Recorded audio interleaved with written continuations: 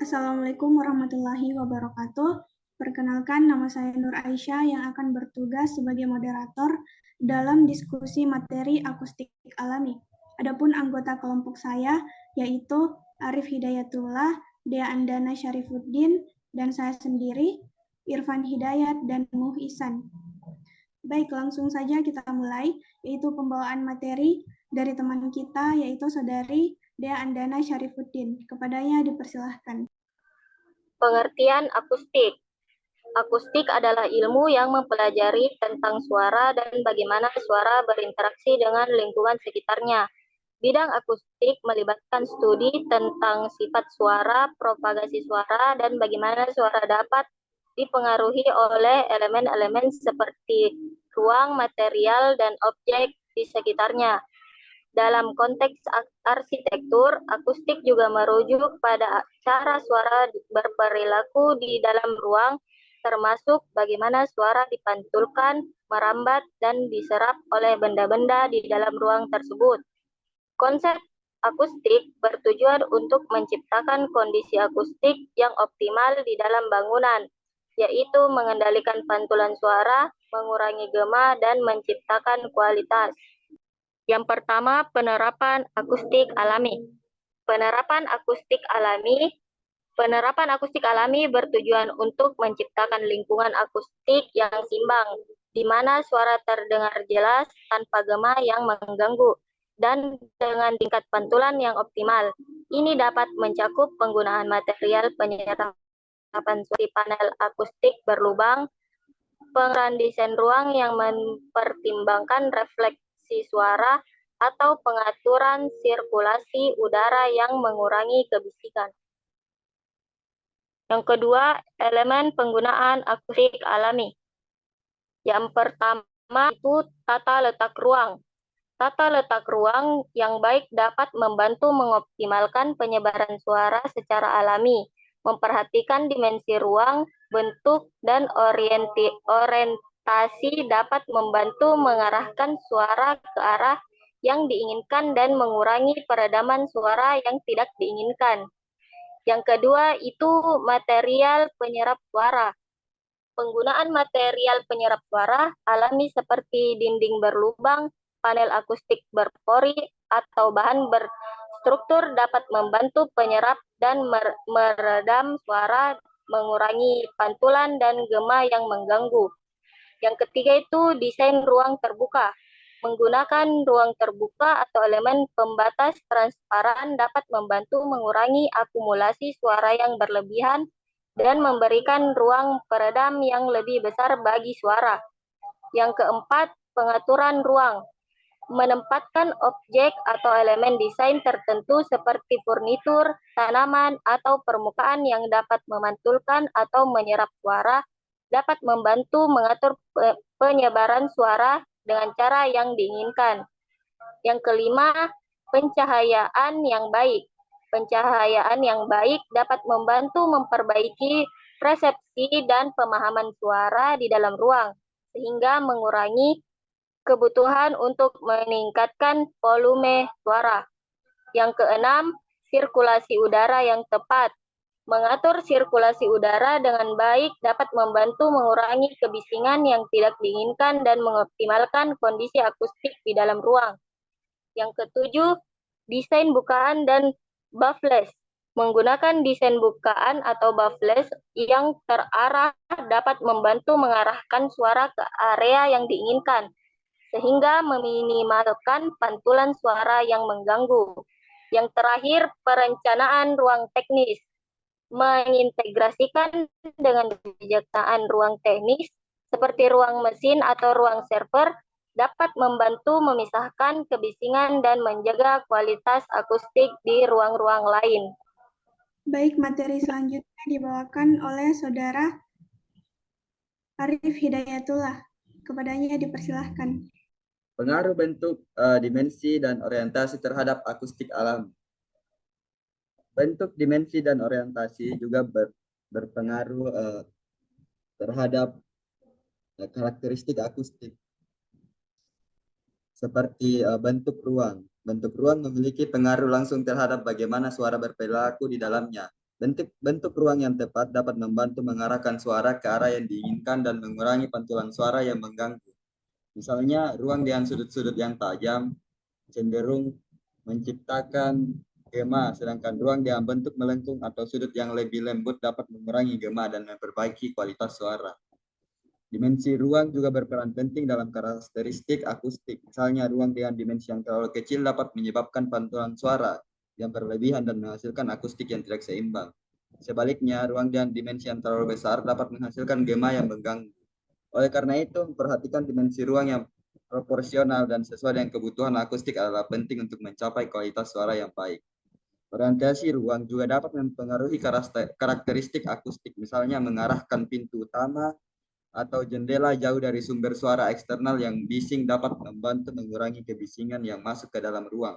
Selain itu, mempertimbangkan orientasi ruang terhadap sumber suara internal seperti panggung atau podium juga penting agar suara dapat mencapai penghuni dengan jelas tanpa terhalang oleh penghalang atau refleksi yang tidak diinginkan.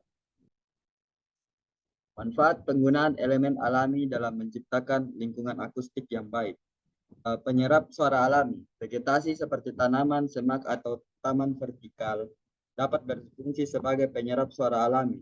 Tanaman memiliki permukaan yang dapat menyerap dan meredam suara, mengurangi pantulan dan gema yang mengganggu. Dengan menempatkan vegetasi di dalam atau di sekitar bangunan, kita dapat menciptakan lapisan penyerap suara tambahan yang membantu mengatur kondisi akustik di dalam ruang. Masking atau penutup suara. Vegetasi yang tumbuh subur atau air yang mengalir dapat memberikan efek masking atau penutup suara alami. Dapat meredam atau menutupi suara-suara yang tidak diinginkan seperti kebisingan, lalu lintas atau suara-suara industri ini. Ini membantu menciptakan lingkungan yang lebih tenang dan nyaman bagi penghuni bangunan. Pengalihan suara. Vegetasi atau air dapat berfungsi sebagai pengalih suara alami, mengalihkan atau menghamburkan suara yang masuk ke dalam ruang, misalnya mengatur taman atau area hijau di sekitar bangunan dapat membantu mengurangi kebisingan dari luar dan mengarahkan suara ke arah yang diinginkan. Hal ini dapat menciptakan kondisi akustik yang lebih baik di dalam ruang. Efek visual dan psikologis. Penggunaan elemen alam seperti vegetasi atau air juga dapat memberikan efek visual yang menenangkan dan psikologi yang positif. Lingkungan yang hijau dan alami dapat mengurangi stres, meningkatkan suasana hati, dan meningkatkan kesejahteraan penghuni. Hal ini dapat berdampak langsung pada persepsi dan pemahaman suara, menciptakan lingkungan akustik yang lebih nyaman dan berkualitas. Terima kasih, saya kembalikan kepada moderator. Baik, materi selanjutnya dibawakan oleh Saudara Irfan Hidayat. Kepadanya dipersilahkan. Baik, terima kasih atas kesempatan yang telah diberikan.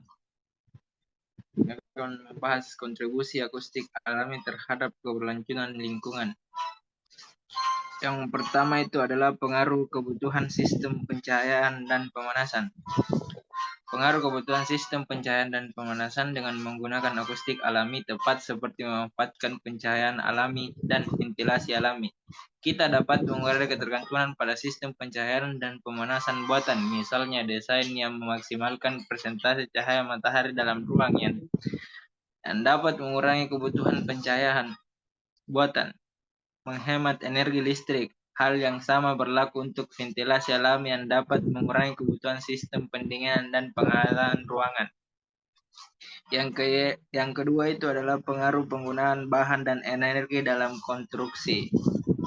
Pengaruh penggunaan bahan dan energi dalam konstruksi desain akustik alami, kita dapat memanfaatkan elemen alami seperti vegetasi dinding berlubang atau material penyerap suara alami lainnya. Menggunakan material alami dapat mengurangi penggunaan bahan buatan dan energi yang terkait dengan produksi dan instalasi.